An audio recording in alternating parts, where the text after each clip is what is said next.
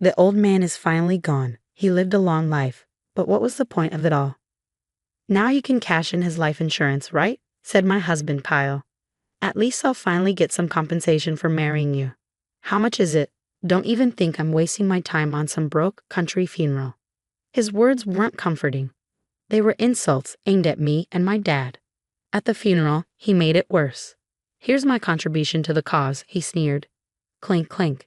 He tossed some coins from his pocket onto the table and laughed mockingly. I stared at him, searching for the kind man I once fell in love with, the one who gave me a silver coin and a little hope. But that man was long gone. How did it come to this? My vision blurred with tears of anger and sorrow. Then, out of nowhere, a man appeared. His presence marked the beginning of what would change everything. I was 35, working at a candy factory. Kyle and I had met years earlier when we worked at the same place. Back then, I was fresh out of college and struggling with my new job. I couldn't seem to get anything right. Everyone else seemed to know what they were doing, but I kept messing up. I thought it was just little mistakes at first, but it kept happening. Since we worked alone, no one helped me and I had no idea how to fix things. Every time I failed, my team had to pick up the slack. Their frustration felt like a heavy weight, and it was crushing me. One day, I couldn't take it anymore. I hid in the break room, crying. That's when Kyle walked in. "What's wrong?" "Want to talk about it?" he asked. Through my tears, I told him about my mistakes. "Thanks for listening," I said, embarrassed. "I messed up again today." Kyle was 2 years older than me and had been working there for a while. He listened patiently and even made me laugh a little. "Don't worry so much," he said with a smile. Then he pulled a coin out of his wallet. "This is a lucky silver coin from 1944. Keep it. Maybe it'll bring you some luck." I promised to hold on to it forever. I was touched by his kindness. After that, I couldn't stop thinking about him. With a little help from a coworker, we got closer, started dating, and eventually got married. I thought I'd found my happily ever after. But my dad, Henry, didn't think so. He was a quiet man who spent most of his life tending to the family farm. When I told him about Kyle, he didn't hide his feelings. "I think you're rushing into this," he said. "Kyle seems nice, but I don't trust him. You should wait and get to know him better." "Wait?" I snapped.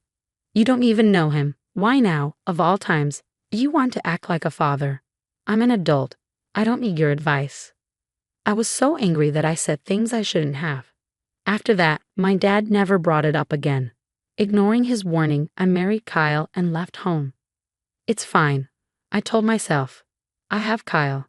I'm happy." But deep down, I knew it wasn't true.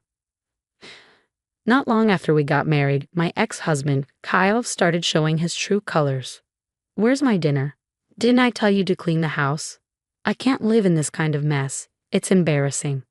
I need this outfit for tomorrow. Iron it. And don't forget to polish my shoes while you're at it." He treated me like a servant, but I still tried my best to keep up with both work and household chores. I learned to do everything perfectly, hoping to avoid his criticism. But instead of appreciating my efforts, he acted like it was nothing. "Wow, you want a pat on the back for doing what a wife's supposed to do," he mocked. "If anything, you should be thanking me for working so hard to support you." When he got promoted to manager, his arrogance only grew worse. "Your ideas at work are so lame and outdated. You still smell like the countryside. Everything about you screams farm girl." Kyle's insults didn't stop with me. He looked down on my family too. I tried to hold it together, but his behavior was wearing me down. One day, I made a white stew using fresh milk from my family's farm. "Ew, what's that awful smell? It's rancid." "I'm not eating this garbage," Kyle sneered. I tried to keep calm, but then he walked over to the pot. "Before this stinks up the house, I'm throwing it out. I feel like I'm in prison eating slop like this." He dumped the entire stew into the trash. "How dare you throw away food I worked so hard to make?" I yelled. "You're unbelievable." Kyle just laughed. "Blah, blah, blah. You're so boring and pathetic. You're nothing but dead weight." Then he finally admitted the truth.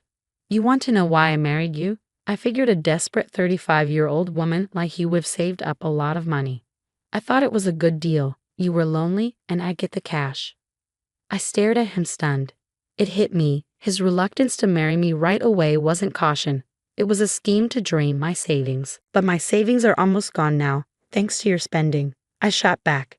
Not my problem, he said with a smirk. A broke wife is useless to me. You're not even as valuable as livestock on your dad's farm. Then he grabbed my sketchbook, the one I used to dream of designing beautiful pastries, and tore it to shreds. Pathetic, he muttered before walking out the door. The next day, we finalized our divorce. I packed my things and left. As I walked away, my dad's face flashed in my mind. He had been right about Kyle from the start. I'm sorry, Dad, I whispered, tears streaming down my face. But I couldn't bring myself to face him yet. With what little savings I had left, I found a small apartment and tried to rebuild my life. It was tough, but one day, I came across a job posting at a bakery. Becoming a patissier had always been my dream, and maybe this was my second chance to make it come true. I might have been older than most people starting a new career, but I knew one thing: you never know what you can achieve until you try. Starting fresh at a manufacturing job taught me new skills and helped me rebuild my confidence. Once I started feeling like myself again, I made a decision. I would visit my dad, tell him about my divorce, and share my plans for my new career. But before I could act, I got a call from my mom late one night. She was crying.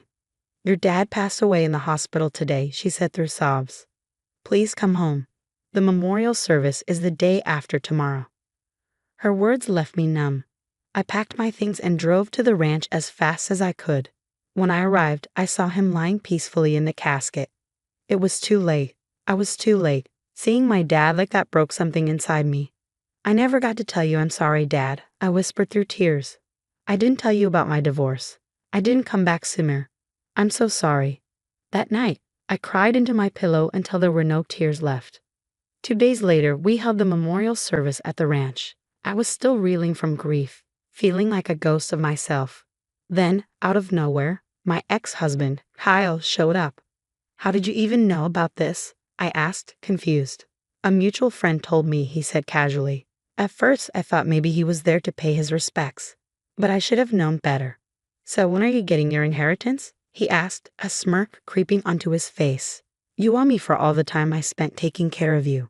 Honestly, I've been waiting for this old man to kick the bucket. This ranch is worthless. Just sell it and get some real money. His words cut through the sullen atmosphere like a knife. I couldn't believe he'd stoop so low. Get out of here, Kyle, I snapped. You have no right to be here. But he ignored me and continued his vile rant. Relax. Just give you what I'm owed, and I'll leave. You're the reason things are always so messy. That's why I divorced you, he said with a sneer. We were in a corner of the room, away from the others, but people were starting to notice us. Then Kyle did something truly despicable. Here's my contribution to the memorial, he said mockingly. He reached into his pocket and pulled out some coins. So the wicked perish at the presence of me, he shouted, pretending to perform an exorcism as he tossed the coins at my feet. The sound of the coins hitting the floor echoed in the room. Kyle bent down, picked up a single coin, and held it up, a silver dime. I froze. It was the same kind of coin he'd given me when we first met. My tears started falling again, but not out of sadness. This time, it was despair. How did it come to this? Just then, a man in an expensive suit walked up to us. He had an air of authority about him.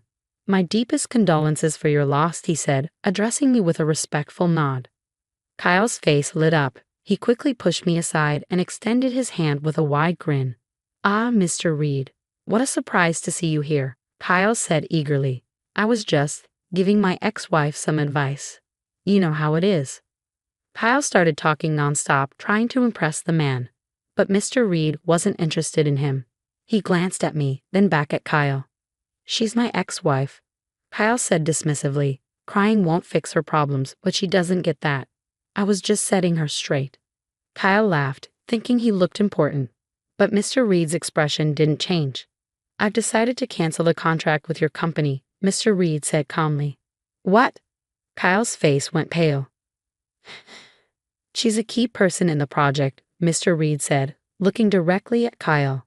I would never work with a company that publicly humiliates one of my best employees. Wait, this boring woman is your best employee? Kyle blurted out in disbelief. That must be a mistake. Ignoring Kyle's frantic reaction, Mr. Reed immediately called his boss and told him the contract had been canceled. As soon as he hung up, Kyle's phone rang. His voice was trembling as he begged for forgiveness on the other end. My dad's ranch wasn't huge, but it was known for producing some of the highest quality products in the industry. Even famous pastry chefs praised the taste. It was a pure coincidence that I ended up working where I do. My boss was a huge fan of my dad's milk and butter, and because of that, he trusted my taste, which had been shaped by growing up with top-quality products. My dad never told my ex about the ranch in detail, and I never bragged about it, so Kyle never knew the truth. Looking back, I wondered if maybe my dad had been testing Kyle's character all along. After finishing his call, Kyle turned to me, pale as a ghost. He must have realized that without the project, his career was in jeopardy. Suddenly, he switched his tone, desperately pleading with me. Please talk to him. Tell him to change his mind. I didn't mean to hurt you. Please forgive me. His apology was nothing more than an act of self-preservation, and it pushed me past my limit. You selfish jerk, I snapped.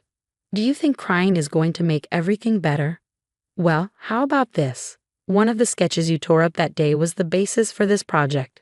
Now, you want to sell my lame crepes made with my dad's milk, the same milk you said smelled like poverty.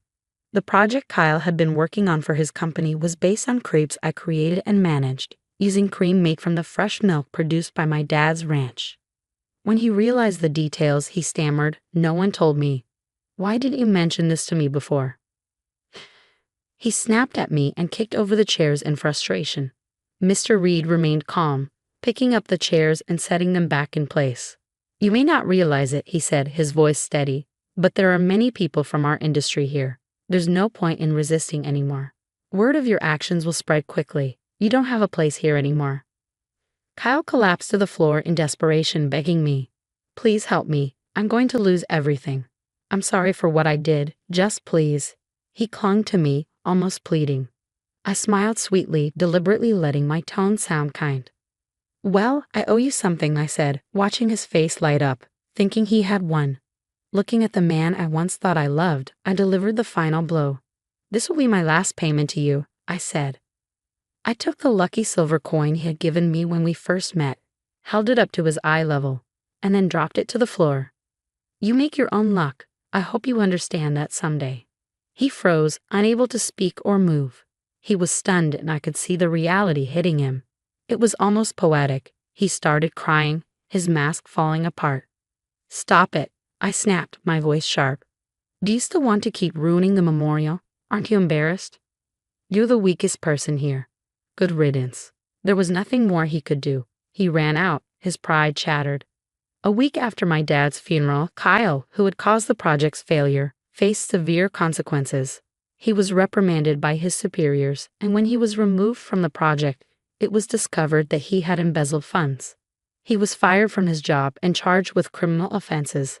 His past actions came back to haunt him, and he ended up living in a small, rundown apartment, facing the consequences of everything he had done. As for my dad's ranch, it was taken over by his loyal staff who respected his values. They continued producing the same high-quality products and began to expand the business little by little. The man who had canceled the project told me he had known my dad for a long time. He'd met with him after I joined the company. "Your daughter is working hard despite her divorce," he had said to my dad. "I want to support her as much as I can." When he mentioned my divorce, my dad had quietly replied, "She's divorcing." I guess my instinct was right. It's painful to know she was being mistreated by that fool, and that even my family was disrespected. Knowing her well, I worried that she pushed herself too hard. I'm ashamed I didn't reach out to her when she was struggling, but I want to watch her rebuild her life and find happiness from here on out. Despite hearing about my divorce, the man seemed oddly relieved. Maybe it's just what I hoped, but I believe my dad knew I would become an amazing patissier. "I know I'm asking a lot, but please take care of my daughter," my dad had said, holding the man's hand tightly, as if to make sure he understood. As I listened to the story, tears filled my eyes. I finally understood how much my dad believed in me, and it made me feel deeply grateful. For so long, I had hated myself for being so miserable, for crying in front of my ex. But now, I felt like I could finally move forward and build a life of my own. I'm sorry, Dad, for not being there with you in your final moments. Life has been tough, but I'm better now. I'm living fully now, learning to be a patissier. I'll use all the wonderful products you worked so hard to protect. Please watch over me from heaven. I love you so much. With a heart full of gratitude for my dad, I promised myself I would work hard to become the kind of patissier he believed I could be.